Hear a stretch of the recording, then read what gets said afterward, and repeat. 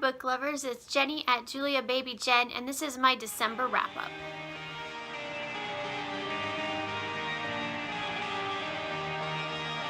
Okay, so this is my December wrap-up. These are the books that I read in December. I actually got 15 books read in December, which I think was pretty good because it was a very busy month for me. So let's talk about what I read. I started off the month by reading Airy by Maria Devana Headley. I always forget her name. It's kind of a long one. This is the sequel to Magnolia, which I read last year. I believe. Yeah, I read this one. I read Magnolia last year and I loved it. It's a fantasy about this girl who is very sickly on Earth, and she always seems to have bad lucks on her birthdays. And on this particular birthday, she has her best friend who's actually also her boyfriend, and they've had this really big connection since they were little. And on her birthday, actually, an ambulance gets called because she stops breathing. She's always having trouble breathing. She has really bad allergies, and she ends up, as far as her family and everybody on Earth knows, she ends up dying. But actually, she's been kidnapped, and it turns out she's actually not an Earthling. She's actually a rare type of creatures that actually live in the sky on these ships that roam the sky, and they create all of the weather and the thunderstorms and everything. And so she's actually they're kind of like bird people, and they actually have a songbird that lives inside of their chest that helps them with their song and helps them control the elements and everything. Well, her mother's kind of an evil queen who, I forget exactly how it happened, but she's basically swapped they get swapped, and so she ends up on Earth, and then the true daughter of this family, ends up on the ship, and they grow up that way. So she's 16, and so she gets taken back, and her mother needs her to use her song to basically destroy the world. And so it's about her trying to save the world, even though her mother is this evil tyrant. So it's just a really amazing series. The fantasy is amazing. I just love the writing. It's just beautiful.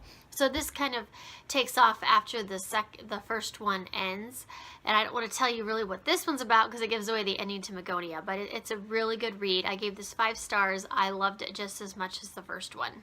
I did a reread of 6 of Crows in December, which was so good. I loved it. 5 stars, just a really awesome book. Yeah, this was a really fun read.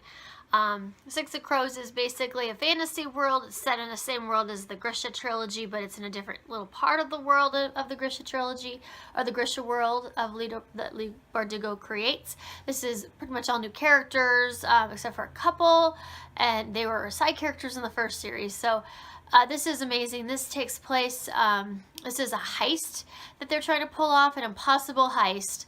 And there's 6 outlaws and outcasts that are coming together to do this, and they all pretty much hate each other for the most part. The thing that's so great about this series is the characters. They're so well done. Even though they're all kind of despicable in their own way, you end up really empathizing with them and loving them by the end of this. So I love that aspect of it. The world building's great. The action's great. I just love this book so much. I still need to read Cricket Kingdom. I was going to in December, and I ran out of time. So that is on my TBR for this year, and hopefully I'll get to it pretty soon. But yes, as a reread, this was great. 5 stars. Loved it. I read Girl on the Train by Paula Hawkins. This was a pretty good read. It took me a little while to get into it, but once I did, I couldn't stop reading. So this is basically kind of a suspense mystery story. There's 2... Well, in the end, there's 3, but for the most part, most of the book, we're following 2 different perspectives, 2 different women who don't know each other.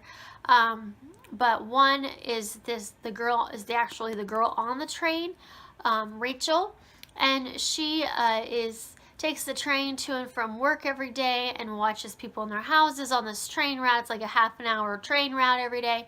And so she sees the people in the houses, and she likes to imagine things about them and kind of live their lives. Her own life is really dreary. She's an alcoholic, and she's struggling with that, and she lives in a friend's flat with her.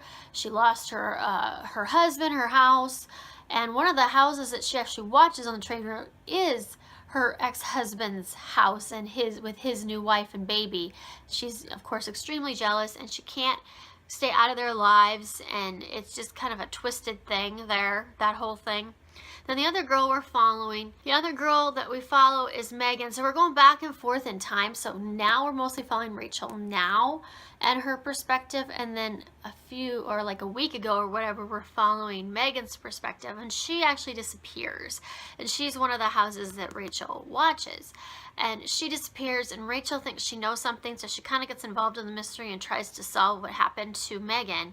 But we do get to read Megan's perspective before she disappeared. So it kind of flips back and forth. It's a really great suspense. You're not quite sure what's going on. I really did not figure it out until the very end, and it was very sneaky, and it was a great suspenseful story. I did really like it by the end, but I did feel really sorry for everybody in this. I gave it 4 stars. It was a good read. Then I read a much lighter, happier book, The Magnolia Story by Chip and Joanna Gaines. This is a nonfiction autobiography of their life, basically. It gives you a little insight into their childhood, how they met, their marriage, their kids, how they started their businesses up until the present day, and how the TV show got started. So it's a really fun book. It's mostly told from Joanna's, writes most of it, but then Chip jumps in every so often. They have 2 different fonts that they use, so you know who's talking, and it's like they're telling the story to the reader, and it's kind of fun because it goes back and forth between the 2 of them. Chip and Joanna Gaines are the couple that are in Fixer Upper, their reality TV show where they fix up houses, and Joanna has the greatest style, and they become really popular, and it's just an amazing show, and this is an amazing book. The show you can stream on Netflix. It's an HGTV show, and it is on Netflix. At least it was last time I checked. So it's definitely worth checking out. If you haven't, I love this couple. They are so honest, so wonderful, and I love this book. 5 stars. Then I read Untamed by Jessica Sorensen. This finished a series for me, and actually it was a U-book that I needed for my alphabet challenge, so that worked out well. This is probably an NA romance / suspense series, and the first book is Unbeautiful, and it follows this girl who is very beautiful, but who doesn't think she is. But she has a mysterious family you don't quite understand, but it kind of comes to light that basically she lives in a mobster family, and they're very hidden and secretive, and she doesn't have control of anything in her life, including they lock her in at night and all kinds of weird things. So she ends up going away to college, not too far away, like a 20-minute drive from where she was, but it's a community college, and she finally saves enough money and goes, and her parents don't want her to, but they kind of let her go eventually, but they think that she's going to fail, and they're still watching her. And then she meets this boy, and he is actually mute. His throat was destroyed by his foster father many years ago, and he goes to college as well, and he lives in her same apartment building, and they kind of meet. She actually does know sign language, so they can communicate, and they start to fall in love, and then he figures out that who she is. And actually, he is undercover with the FBI. He's working with her mob boss family to try to take down the main mobster guy in the thing. So he actually is undercover for the FBI. So it gets really intense and really interesting. I liked it. I liked it pretty well. I gave this one 3.5 stars. I think I gave the first one that too. I felt like the romance was kind of sudden, but most NA is, and I felt like sometimes it moved a little quickly, I guess. Maybe the plot moved almost a little too fast at times to try to catch up to things, but I did like the story. I thought it was interesting, and I did like the ending, so 3.5 stars. I read Wild by Cheryl Strayed. This is actually a nonfiction memoir account of this woman who started losing everything. Her mother died, and she kind of put her in a tailspin and questioned her meaning of life. She and her husband, her marriage falls apart, her job falls apart. She basically loses everything. She gets this wild idea to go on and explore the Pacific Coast Trail, or Pacific Crest Trail is what it's called, but it rides up the Pacific coast in the mountains. and it's incredibly difficult, incredibly hard to do. So she goes on this trek, and this is her following her story, and it's amazing. I didn't think it was going to be this good, but it's a page turner. She writes it so well. She actually wanted to be a writer, so that kind of goes hand in hand with this. They made a movie out of this starring Reese Witherspoon, which I have not watched yet, but I do want to watch. But I really did enjoy this read. Like I said, it was a real page turner. I really liked it. I gave it 4 stars. I read The Paris Wife by Polly McLean. This is a fictional account of Hadley, who is Ernest Hemingway's first wife. I knew nothing really about Ernest Hemingway's personal life before I picked this up, other than he had a lot of women in his life, and that's pretty much all I knew. Oh, and then he was in World War I. I was pretty traumatized by that. So this is a fictional account, but the author did do a lot of research into Hadley, even though a lot of this is obviously imagined scenes between them. So this is their first 5 years, how she met Ernest, their short courtship, and then their first 5 years of marriage before it all fell apart. It's a very sad ending. I feel really bad for Hadley at the end. It made me want to punch Ernest Hemingway, but it was kind of nice to know more about, I guess, his character and his life. And we now know later, after he got old, he did wish that he had never divorced Hadley, and wished that he had stayed with her, that she was the best thing that ever happened to him, and he let her get away.